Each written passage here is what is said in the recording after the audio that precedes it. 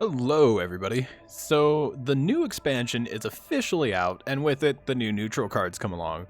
So, some of them I've collected, but I haven't really gone through and seen them all, so doing this a little bit blind, aside from the ones that have been spoiled, of course. And so, we're going to start with Imperial Army and just work our way down, all the way through Chaos, and take a look at the neutrals, make some predictions, and see how things go. Alrighty, so let's see. Our first one is Catacombs of Tizca, which I probably pronounced wrong. Give precognition to a friendly unit until your next turn. For a 2-drop, it's actually not bad. Precognition is a pretty good ability to give to a troop. It really depends though. Like if the new neutrals can really shift the game away from very aggro-centric towards these more mid-range troop-based decks, then I think this could actually be a pretty important card. So overall, I'd say it's a pretty good quality card. I like it at least. And I can think of a couple Warlords Ornitov that really kind of like it a little bit. Maybe even like Hal Jordan. He probably likes this card. Let's see here. What else do we have? Orders from Terra. Let's see. 4 mana tactic. Your Warlord can act again this turn. Oh my. So I'm just gonna say this right now. Yeah, Angron really likes this card. Granted, the Gym Boss Angron deck list is pretty tight, but I'm fairly certain he can make this work. Maybe even Barb and Falk can work with this. I think it's possible. Kelbor Hall might benefit from it. Maybe Caleb. Hard to say on that one. But overall, I think like Angron really benefits from this. I think this is a very important card for him. Yeah, I'm trying to think who else. Maybe Sevatar. We'll see, but I think Angron's a big winner from this card, so that's a pretty cool card to have to be able to give your Warlord act again. I think that's I think that's definitely interesting. So going down, okay, 5-drop. First one is a legendary Edict of Censure. This card was shown in the spoilers, so I'm sure everybody's aware of this card by now, but it's a 5-mana tactic. Return all tactics in both players' hands to their deck, and you draw a card. So yeah, rip Angron. Like, this card just single-handedly ruins his day. So, yeah, if you want to totally trash on Angron's parade, you're going to want this card. This is a really powerful card. I really love this, actually. Wow. Yeah, so 5 mana, screw Angron. And I've noticed that a lot of Imperial Army cards that are their 5-drop slot tends to be a little bit legendary heavy, between like Duke, Manifest Destiny, and now Edict of Censure, and that's fine. I mean, I don't have a problem with that. Let's see. Malkador's Observer. 5-mana tactic, draw a card, deal damage to its cost, or deal damage equal to its cost to an enemy troop.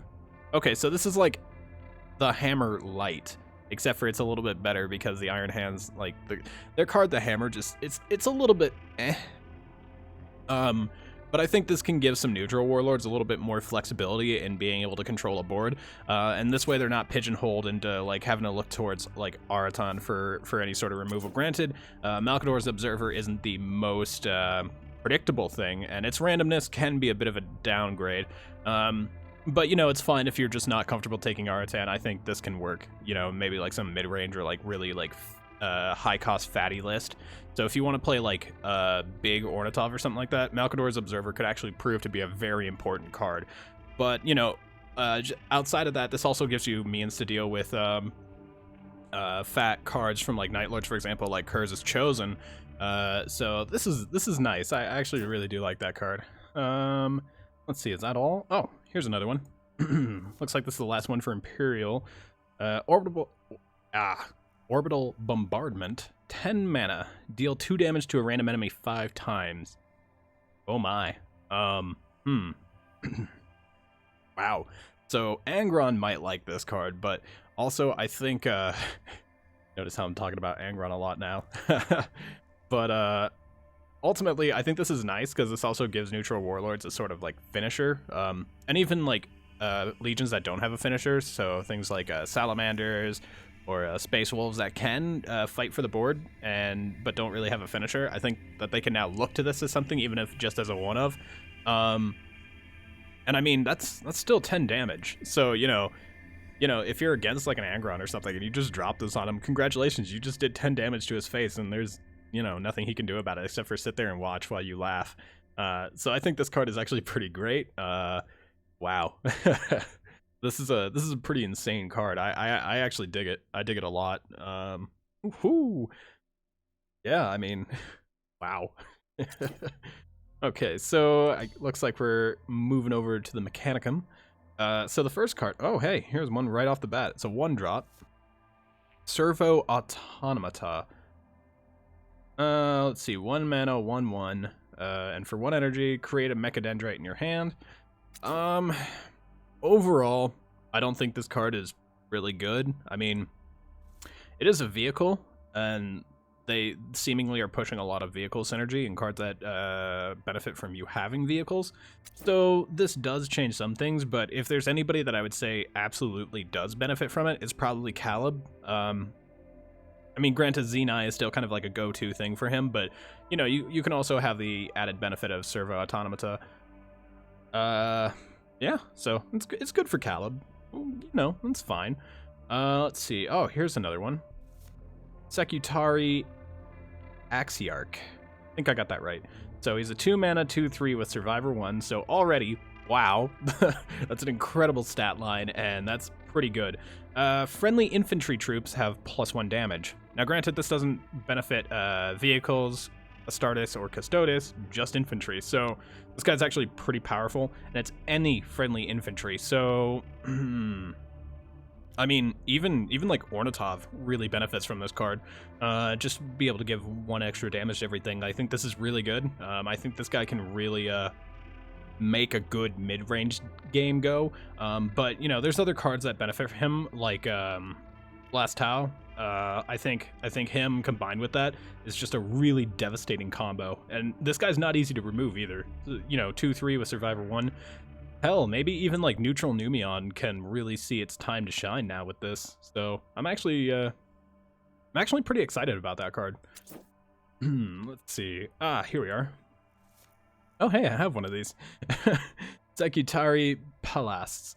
Let's see. It's a 3/3 for 3, and it has a rally effect. Deal 2 damage and stun a random enemy with stealth. Okay, so wow. Right off the bat, I'm gonna say right now, I think this guy's a very strong contender to replace Las Rifle section, because there is a lot of stealth with that 4/5 curve between Felician 5th Airborne and Firewalkers, so I think that this guy's really great. Also, additional stealth hate options isn't always a bad thing.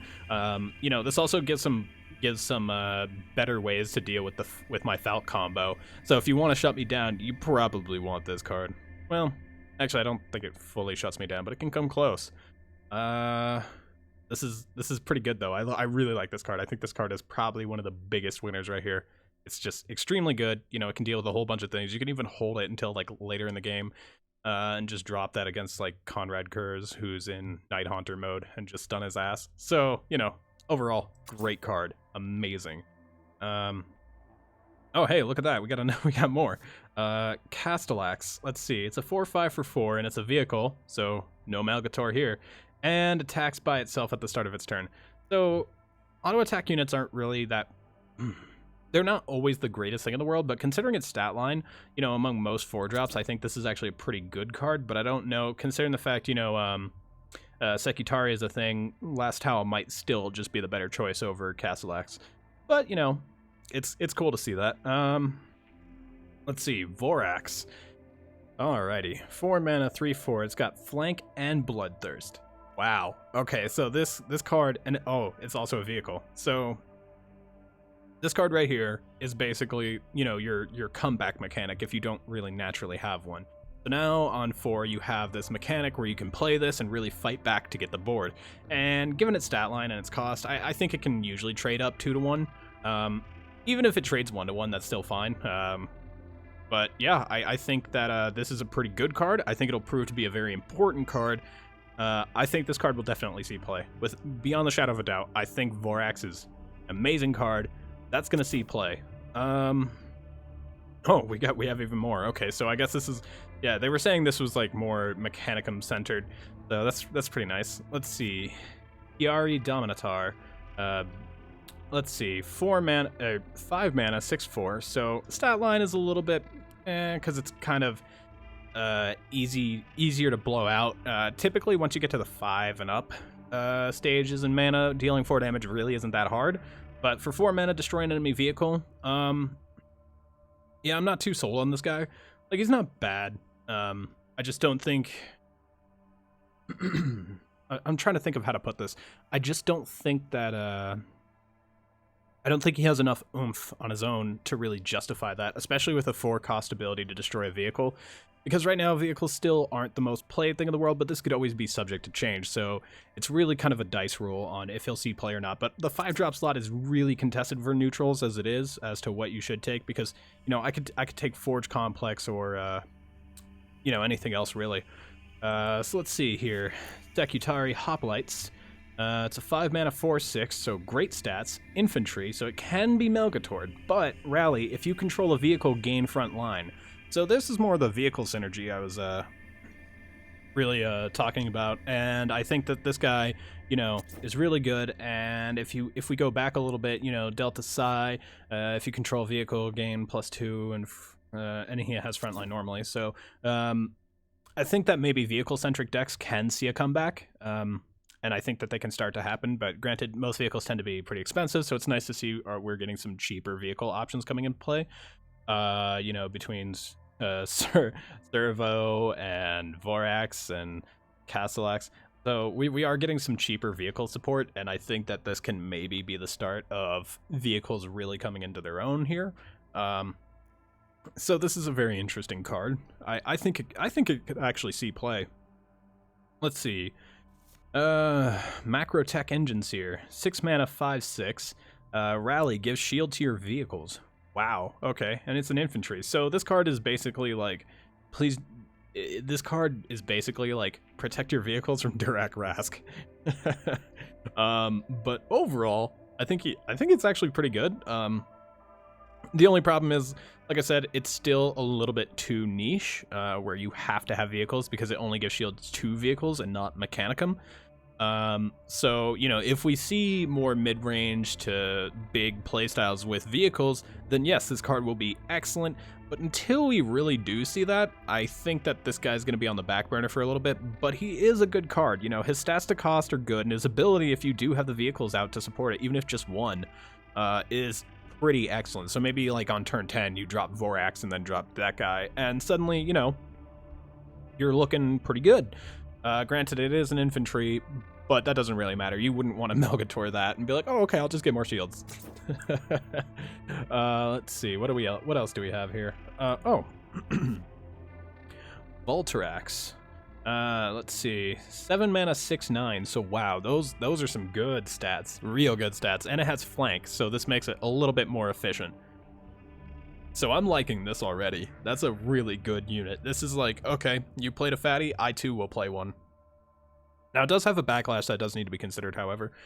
Deal 2 damage to adjacent units. So that means it will hurt you, so you have to be very careful about how you place this guy on your board, because when it inevitably does die eventually, you know, obviously you need to be able to sit there and say, okay, if it dies, what does it hurt? If it's just my face, cool.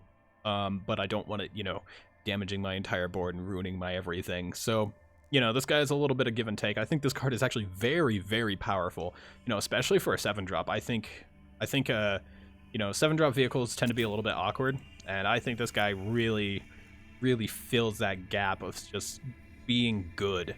You know, great stat line. So Crack Grenade doesn't immediately blow it out. It'd take like 2 Crack Grenades to kill it, which is fine. Like, if they have 2 Crack Grenades, fine. But even still, you know, you'd have to hit him with Melt-A-Bomb at the end of the day. Outside of that, unless you have Urtzi. You do have Urtzi, right? I love that card. So, overall, great card. Let's see. Karaknos Tank. 8 mana 5/9 vehicle. So its stats are It's got one less attack than our Voltrax over here, and for 1 cost higher, what does it do? Well, for 2 mana, deal 4 damage to all enemy infantry, Astartes, and Custodes troops. Ooh, wow, okay. So, this is insanely powerful. This card is actually insane. But it might be a little bit too slow, I think is the problem. Especially since its ability, you know, you gotta wait until you're on 9 mana, so,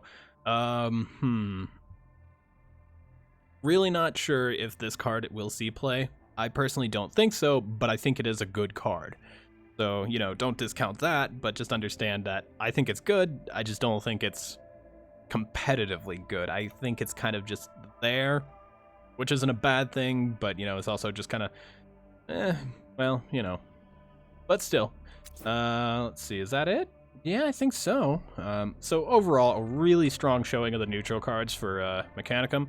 Not really any horrible cards, like don't ever play this.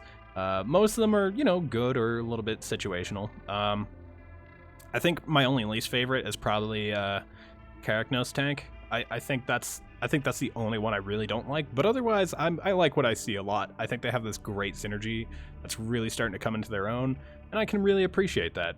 So let's go into Chaos. Okay, so last faction. And whoa, we've already got 2 cards showing up right now. Okay, Warp Retreat, 2 mana, it's a tactic, and it has Reflection. Interesting. Return a troop to your deck and reduce its cost to 0, draw a card. Oh wow, this applies to demons as well. Okay, well, I mean, wow. I actually like this. I'm trying to think, like, maybe like Horus could use it, you know, you play Gorger Squad, hit him with it, and then play Warp Retreat, and draw a card and send it back to the cost 0 later on, so you can, like, get these bigger bursts to happen later on. So that's really interesting. There's a couple, you know, you can recycle, like, Phi Alpha, or, like, Equitrez, or Juba. You know, there's a lot you can do with this. I think this card might be a little bit crazy, but I do think it'll see some play. I think there's a couple decks that'll benefit from it. Well, you know, like you play the Raven on 10, and then hit it with Warp Retreat. Well, suddenly you're like, okay, well, I know he's got another 8 damage hiding in his deck. Yikes. So Warp Retreat, I think, can be really good and open up some more combo avenue for finishers. I really like that. I think this is a great card. I think this is a card that definitely needs to stick around. Yeah, Warp Retreat is good. Good. Let's see, a Silent Death. 3 mana tactic. Stun all undamaged enemies. I wonder if Angron likes this card or not. I mean, granted, it doesn't really do any damage, but it does stun everything. I don't know, maybe some control decks could also like this, or like Custodes. You know, they could drop this and be like, no. Have yet to be seen on this one, but, you know, having that ability to stun all is nice, but they do have to be undamaged, so chances are it's really never going to work on the enemy warlord, which is fine. I mean, you don't need to stun everything on Earth. Or, like, if you're against Raven Guard and you need to buy some time against their, like, stealth army, then, yeah, this card can be great. So, I don't know. I'm not really sure what deck this would see play in. Maybe as, like, a tech.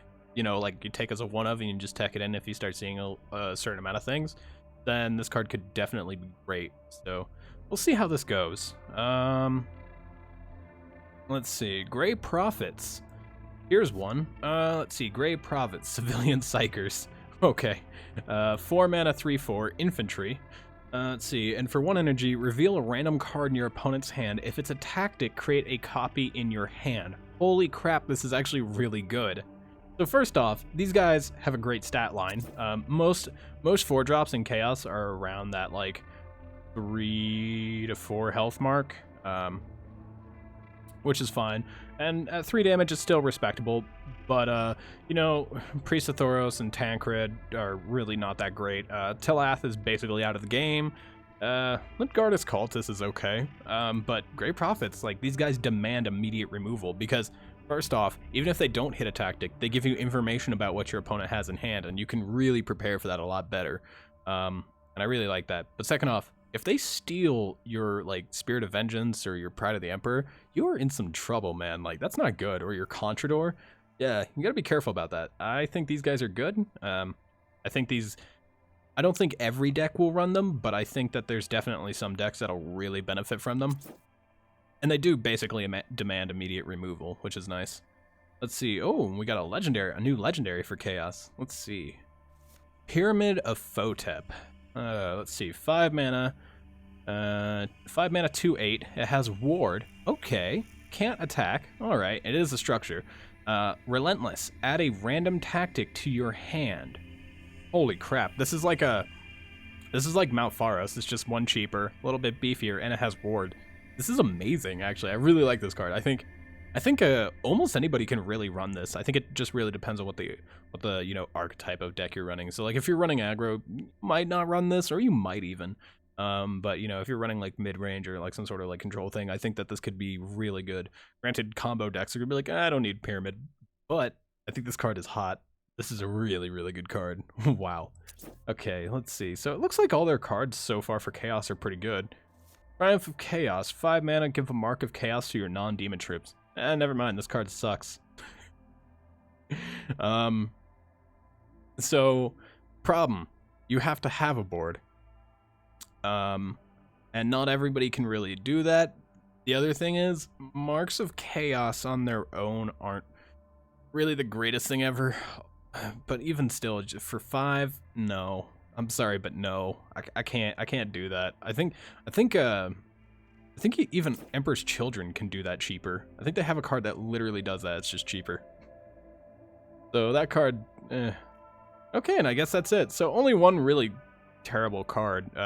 Can Emperor's Children do that cheaper? I think they can. I think it's Ruined Palace. Give your Astartes troops. Okay, whatever. But yeah, I mean, overall, I think we have a really good spread of new cards here. I think they really helped the neutral factions really get their own identity, really coming into their own a little bit more here. And I mean, there's been a really strong showing here. The Imperial Army looks good. I mean, I love their cards. Mechanicum, they're flavorful, they're great, and they really bring in some support for like a tribe that really needed it, which is vehicles. And Chaos, they got some really good, they got some really good things that can combo, or like good techs, or just good on their own. Pyramid, except for the Triumph of Chaos. Let's just pretend we don't see that. But overall, I think this is a very good. Assortment of neutrals. So what do you guys think? Is this the rise of the neutrals? Is this when neutral warlords really start to get powerful? And is this when neutral cards really start to influence a lot more of what Legion decks are running? Will we see more neutrals in Legion decks? And I'm curious about that. I think we might. I think there's a strong possibility for it. I think with what we have now and what we had then, I think it all combines to make something that really can complement anybody for any playstyle, which is good. In case, if you guys like this video, be sure to subscribe if you haven't already, of course. It's always greatly appreciated and really helps out the channel. Share the video too if you feel like it, because maybe somebody else might enjoy this as well. Leave a comment down below. Let me know what you think about the new neutrals, where you think we'll be going with this, what sort of things we'll be seeing with some of the new cards, how they'll influence some of the decks. And I hope you guys have a great day. I'll see you guys in the next one.